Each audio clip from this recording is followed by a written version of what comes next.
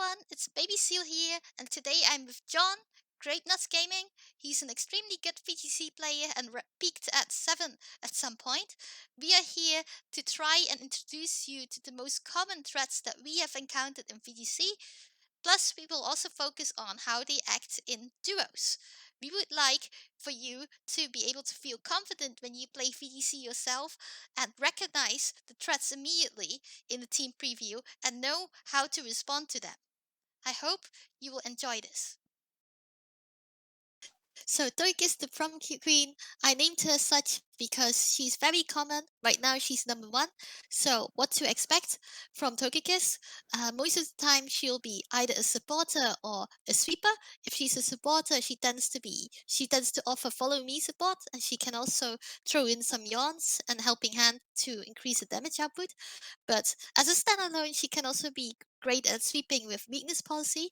If you are very good at playing strategically, you can just wait until a super effective hit will hit you after you Dynamax, and you will lift this, and then you sweep back, and you could do Max Airstream, for instance.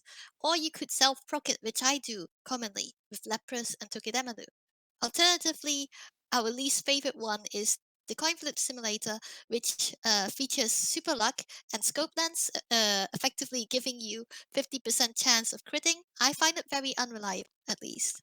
Yeah, it does have the nifty side effect of breaking through screens and ignoring stat drops, so it can potentially swing games, but again, relying on a 50% chance is not my favorite thing to do. And one other thing to Yeah, me note is that neither. Togekiss is so versatile, as you just said, and as you can see here, there's nothing stopping you from doing multiple of these things at once. It's very common, for example, for a Sweeper Togekiss just to carry Follow Me, so that if it's not playing the sweeper role, it can still support its teammates, for example. Despite its versatility, though, Togekiss is by no means invincible. We have great special walls in the form of Weakness Policy Tyranitar, which of course itself carries Weakness Policy, so if it takes a Starfall, it barely takes any damage, and then retaliates with a giant Rockfall and knocks out the Togekiss. That's no good. Another option we have is Assault Vest Gudra, also weak to Starfall. However, thanks to its highest special defense, in the game, combined with an Assault Vest, it barely takes any damage and can hit back super effectively as well. And then, of course, if you're trying to get around various uses of Follow Me, you do have moves like Rock Slide, Blizzard, Discharge, which are actually all super effective against Togekiss, but just be wary that you may be proccing a weakness policy. I agree, and I have nothing to add to that, so we can move on. Alright, so Arcanine is yet another very versatile Pokemon like Togekiss, maybe slightly less. So, what I at least expect when I come across an opponent's Arcanine in a team preview is Snarl and Will-O-Wisp and Intimidate. So this guy is out here to reduce your damage output by cutting your attack stat in half using Intimidate, and likes to also reduce your special attack of both of your Pokemon by using Snarl. Um, on the other hand, it can also increase the damage output of its partner by using Helping Hand. This only covers the support Arcanine. As I said, it's a very versatile Pokemon, so it can also be run offensively. So to get this one quickly out of the way, some people like to run beat up and justified strategies, so they give the hidden ability justified to Arcanine, and then the partner like Whimsicott can use beat up, which will increase its attack tremendously.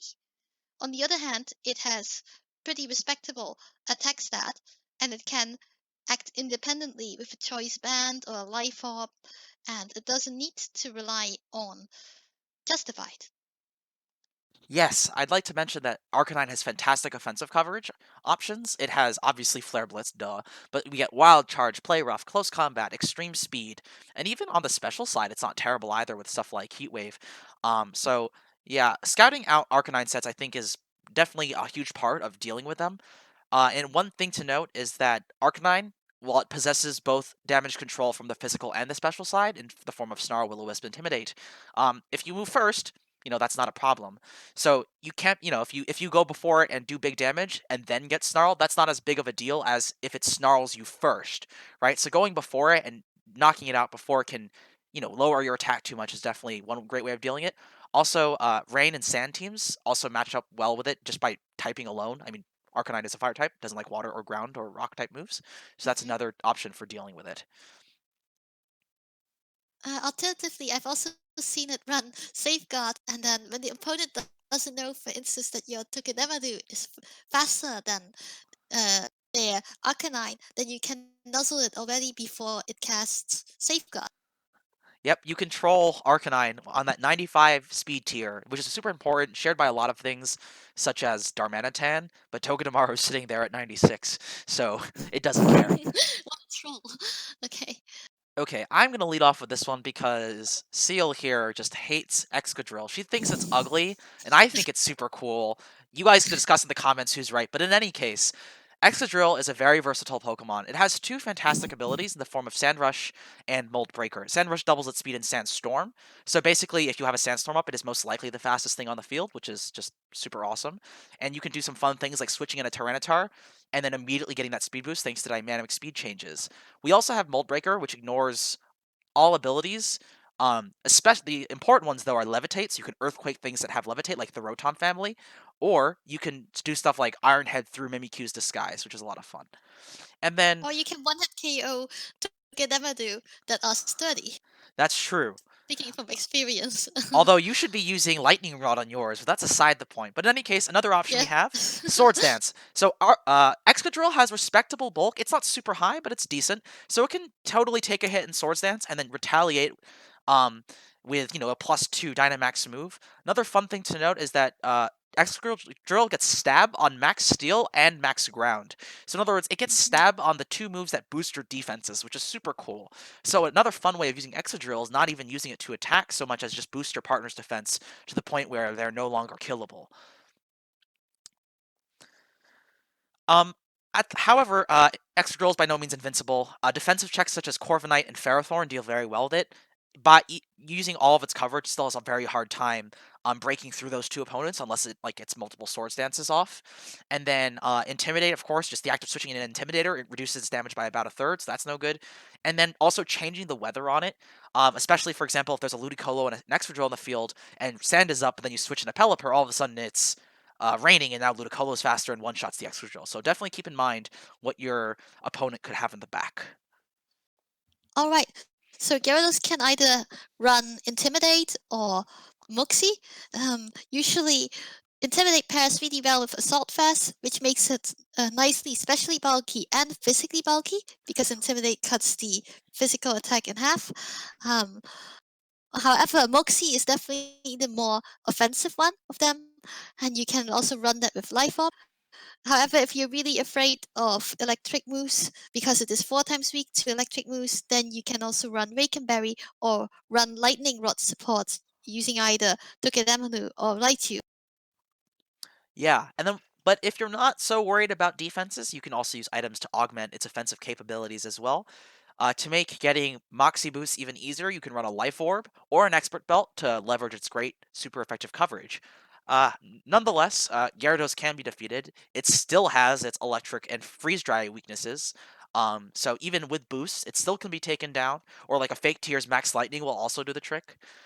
Um, and also, Gyarados doesn't have the best doesn't have the best physical defense in the world, so you can also use powerful, say, rock type moves to deal with it.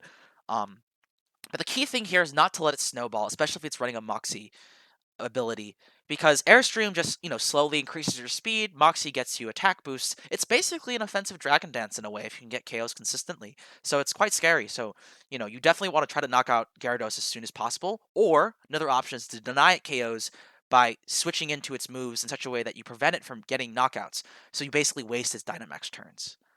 Alright, Duraludon.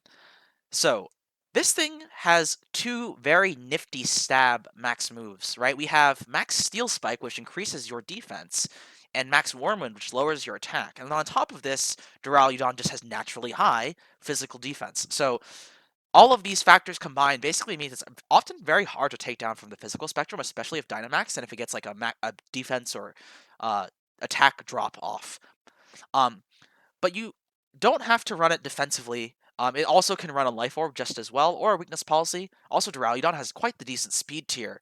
Um, So it can outpace things like Togekiss, Dracovish, so on and so forth, thanks to its half-decent 8 base 85 speed. Be wary though, it is slightly slower than Excadrill. So my way of dealing with Duraludon is to Dynamax, for instance, a strong special attacker who is not weak to its stabs like Max Steel Spike. I would use Biotech and then Dynamax her and use Max Quake. Max Quake will definitely one-hit KO a Duraludon who is not Dynamax.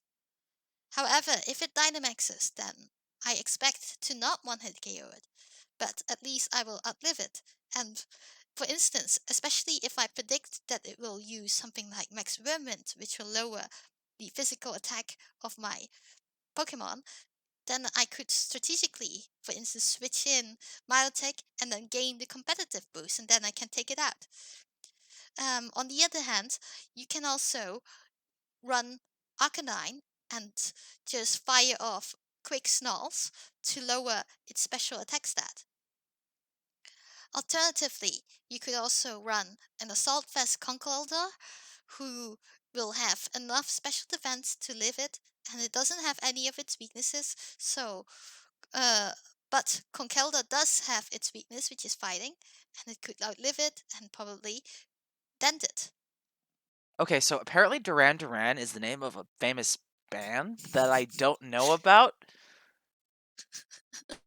and Seal just educated my uncultured swine ass, so that's cool, I guess. But in any case, Durant Sorry. is a great physical offensive threat. It has the ability Hustle, which honestly makes games into an RNG fest unless you Dynamax. So Dynamax moves can't miss ever, period.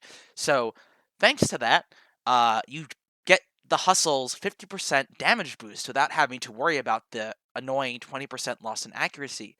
And then if you give Durant something like a Life Orb, or you give it Helping Hand, or Swagger Lumberry combo, then all of a sudden it's just doing absolutely catastrophic damage.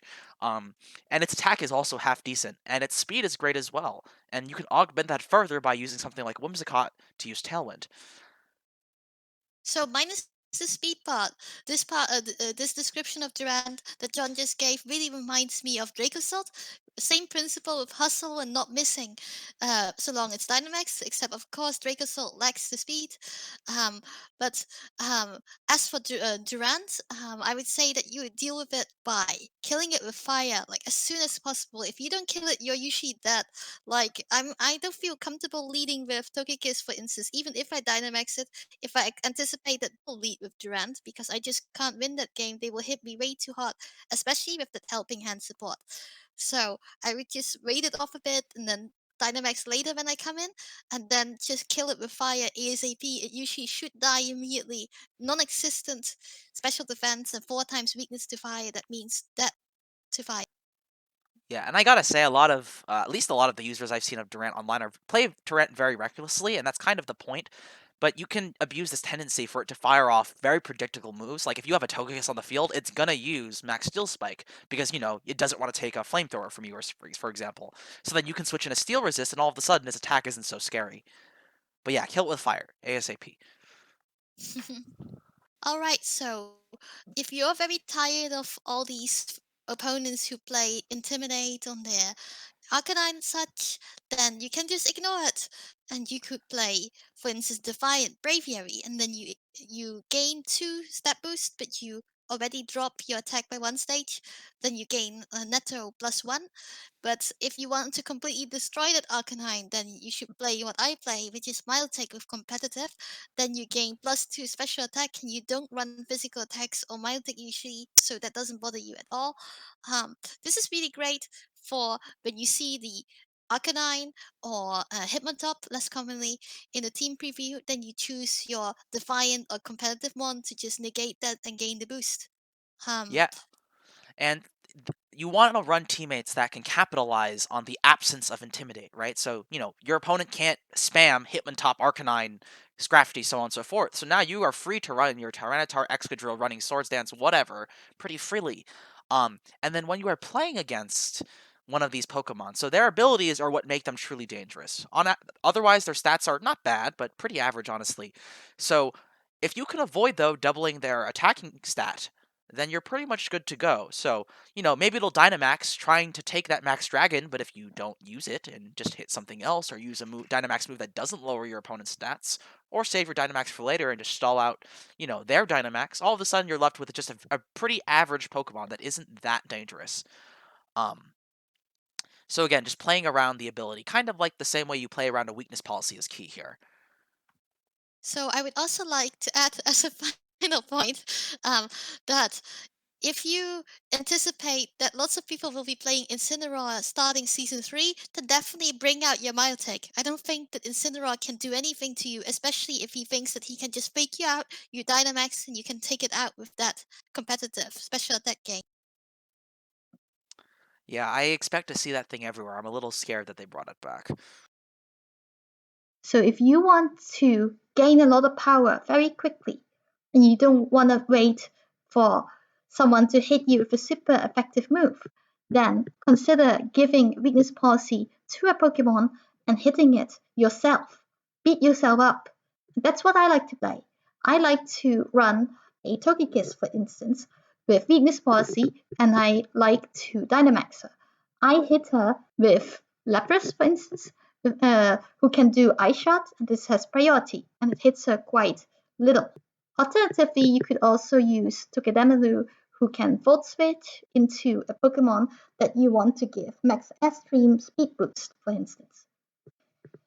I've also seen very threatening synergistic duos that include Dragapult with Weakness Policy and Vanlux, or even Sylveon, who has Quick Attack, and due to Pixel Age, she will have a priority move that will do physical attack on the Dragapult, which she's not really good at.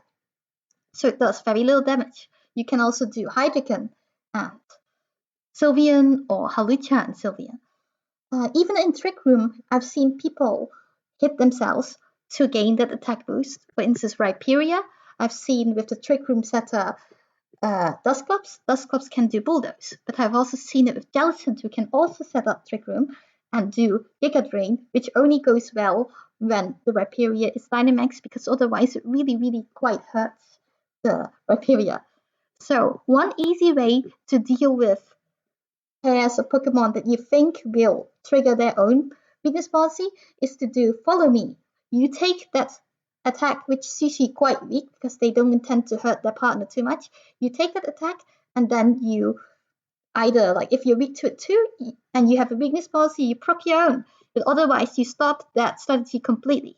Alternatively, if you don't have Follow Me, you could also just fake out the Pokemon that is about to Ice Shot or Quick Attack their own Pokemon. You could do that.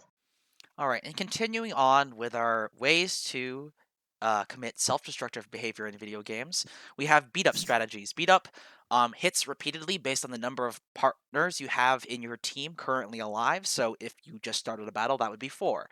So you can use Beat-up, a Dark-type move, on a Justified, usually Arcanine, sometimes Lucario, and then you get a +4 attack boost, which sounds absolutely catastrophic, but is pretty easily played around for reasons I'll explain later. Same story applies to Stamina Mudsdale. This was popular when physical threats completely dominated the metagame. You could beat up your Mudsdale, have +4 defense, and then just be extremely hard to kill. And then a fun little thing you can do is also use Body Press, which runs off your defense as well. Um, Another option for hitting yourself is self-statusing. So you can Swagger an Own Tempo Pokemon. Own Tempo prevents confusion. The best user of this by far is Mudsdale, again. And then you can just continuously give your stat boosts every turn.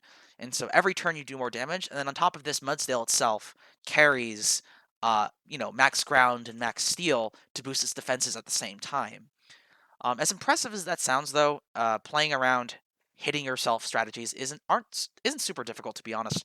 Follow Me, again, great way of just eating up whatever attack. Beat up is super weak anyway, so if you eat a beat up, you're not going to care. Togekiss resists it too. And also another fun thing you can do is just yawn it, um, or put it to sleep, or status it, burn it, whatever you want, really.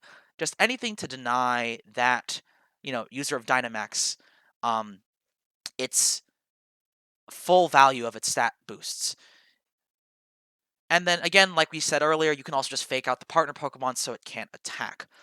And something also to keep in mind, though, is that as overpowered as boosting yourself by 2 stages or 4 stages or whatever sounds, you also have to keep in mind that the act of setting up that very first turn requires both of your opponent's Pokemon to do something very obvious and very telegraphable, if that's even a word. So definitely capitalize that. For example, Tailwind and then do a big, super effective attack on it, and then just knock out the Dynamax Pokemon the next turn, like nothing else. And then you're faster. Run faster things, run super effective attacks, and just abuse the fact that they need to take a turn to set up. Here we have the notorious Whimsicott and Geraldine duo. When I see them, I expect Fake Tears and Tailwind support from Whimsicott. Geraldine, especially if it has the Life Orb already, will hit you so hard, and if it's super effective, like probably you have no means of staying alive. What I like to do to deal with this duo is to run, for instance, the Milotic. You can Dynamax it and then use the Max Quake, which is 110 base power based on a very weak 50 base something Mudshot, which not many people know and which not many Duralton players expect actually. And when you do that, you even increase your own special defense, making it harder for him to kill you with non-stab Max Lightning, for instance. Plus, as a Milotic, you resist its stab Max Steel Spike, and if it does Max Remnant, which you do not resist and should hit you pretty hard, you will survive still, and you will get the +2 special attack from your competitive ability, which explains why he won't do that, and he's only left to do Max Lightning. Exactly. And as potent as this offensive combo is, uh, nothing here really increases Duraludon's ability to stay alive from special attacks, right? So it's still very vulnerable from getting hit on its very, very weak special defense. And also, Duraludon, while it has decent speed, isn't the fastest thing on the planet. So if you can match their Tailwind or match their speed boost somehow, then it's very realistic that you are the faster Pokemon on the field. And that even if the Whimsicott gets Fake Tears on you, it doesn't mean a whole lot if, the Duraludon faints. Okay, Whimsicott and Inteleon. This is a personal favorite of mine and a personal least favorite of Seal. Every time I use this against her, I can just feel the groaning from across the ocean, all the way from where she lives in Europe. But in any case, the idea here is very similar. So, Whimsicott is a fantastic user of Fake Tears, carries Tailwind, and makes an already fast and already strong Inteleon even faster. Inteleon, thanks to its great speed tier, outpaces a lot of things without Tailwind. Doesn't always even need it. Um, and with a Life Orb and 125 base special attack, which is actually higher than Duraludon's, if you think about it, it just does absolutely catastrophic damage. Turning Hydro Cannon into a 150 base power Max Geyser, just make it rain like nothing else. Unfortunately, though, Inteleon is actually frailer than Duraludon on both sides. So one thing to note is that you can just do big damage back to it and knock it off the field even while Dynamaxed. So a big, strong, boosted, super effective move will often do the trick. And another thing, since Inteleon is so reliant on its Dynamax, switching well or making some strategic protects to waste its turns is also super duper helpful. And given how fast this particular duo is, they hate Trick Room. So if you can get Trick Room up on them and you're going first, then it's more likely than not, your opposition can't do a whole lot. Although I do want to put a word of warning out there. Inteleon plus Fake Tears can one-shot literally all useful Trick Room setters, except, of all things, Mimikyu. So be wary of that. So some like it hot, and some like to watch the world burn. So if you see a Charizard and a Whimsicott, get ready for hot weather, because Whimsicott can do sunny day, can even support the G-Max Charizard usually. Tailwind and Fake Tea, it's very annoying to deal with. Alternatively, Sableye can set up sunny day, can even fake you out such. And then if you're too lazy to set up the priority sunny day, which you can do with Sableye and Whimsicott, you can also just switch in and Torkoal, or less commonly, Ninetales, the Kanto one, to just have Drought. Alternatively, there's also Torkoal and Vileplume. I don't see it that often anymore, but in season 1 and season 2 of Doubles Ranked, I've seen so many Torkoal and Vileplume lineups where they like to exploit the double speed of Vileplume with Chlorophyll in the sun by using After You, which gives Torkoal godly speed, and it can just erupt you to death. Alternatively, the Fire Plume can also just fire off really quick sleep powders on you, 75% chance or so. It's no butterfree, but it's still very annoying. It gets you when you don't want it. So how would you deal with that?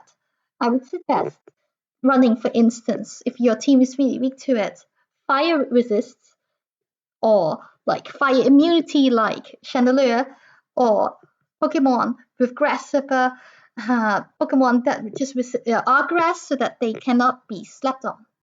Yeah, great example of that is Gudra. Gudra hard walls pretty much every relevant Sun Abuser just by special attack, and it being a Dragon type, eating up those fire and max overgrowths like nothing at all. Um, some decent options. Just your average rain team also will resist most of the attacks that come from these guys as well. On the flip side, though, we have rain. So rain, surprise, centers around stuff like either Drizzle Pelipper or setting manual rain via Max Geyser. And then a very common abuser, Swift Swim Ludicolo is by far the most common user of Swift Swim. Technically, Dreadnought gets it as well. And the idea here is just to be faster and deadlier with the rain boosting your water attacks to just wash your opponents away. So I would also like to add that Barraskewda is also commonly run in rain teams. It also gets twisted like Dreadnought. It's extremely fast. You can't outspeed it really, but at least it is very frail, and you usually can just knock it out with a super effective move. And even if it's not super effective, you can completely dent it. It's not that threatening to me. Um, if you want to deal with a rain team, then I would suggest looking into Pokemon can learn Freeze Dry, it's like Vanillux, or even Lapras. Lapras would be even better because Lapras has water absorb, effectively absorbing all of that water moves that they will all of those water moves that they will fire at you, and then turning it into recovery. And it can use Freeze Dry, which is 4 times super effective against Pelipper and even Ludicolo.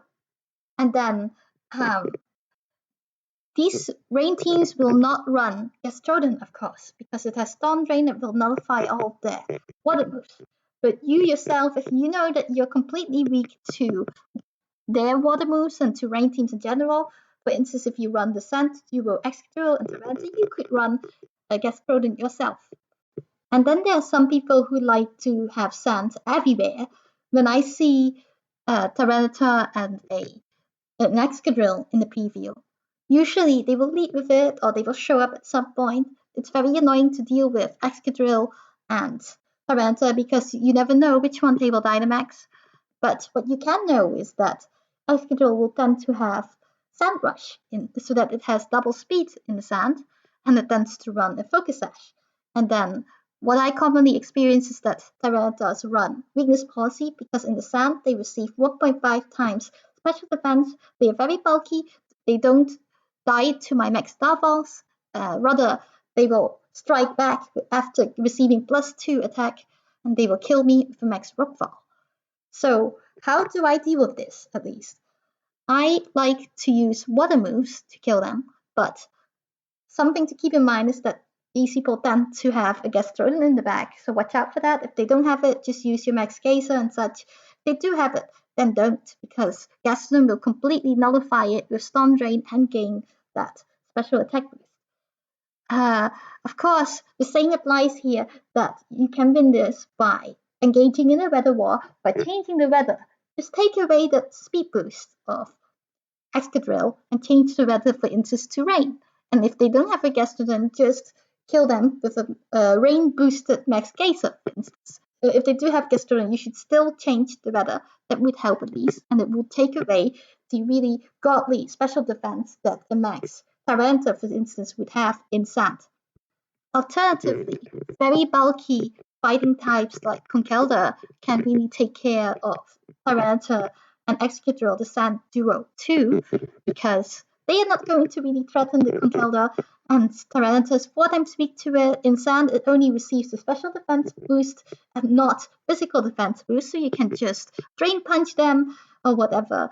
And Excadrill is also Steel, so it's weak to fighting moves too, so Conkeldurr effectively deals with them quite nicely.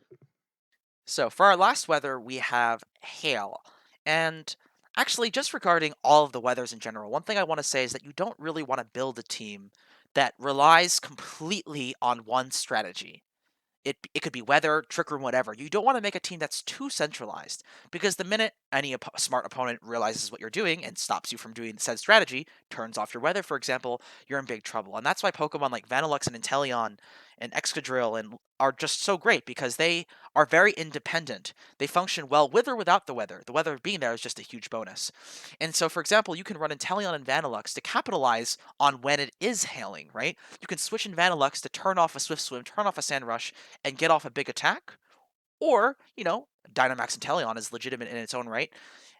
Um, so you're not pigeonholed into that strategy. In fact, it's not unusual to combine different weathers on the same team. But in terms of how to deal with Blizzard spamming, Slush Rush spamming teams in general, again, you always have the option of just turning off the weather, make it sunny, for example, and then all of a sudden Inteleon is a lot less threatening even with its water types. Alternatively, sand. So rock types and steel type moves deal very well with stuff like Vanillux and Obama Snow. So that is another option as well. Thank you very much for watching this special collaboration between John and me. Um, I hope that this was very informative, this video on threats and such. Please look forward to a sequel, a part 2, which will be on John's channel. John, if you would like to talk about it right now. Sure. So I'll keep this brief, but in any case, me and Seal will be collaborating again on my channel where we talk about how to take all of this wonderful knowledge we gave to you guys about threats in the metagame and to apply it in battle, general strategies and the art of team preview. So again, that'll be on my channel. And my link to my channel will be in the description as well. So feel free to check me out, and we look forward to seeing you again. PS Token who is the best. Oh my goodness.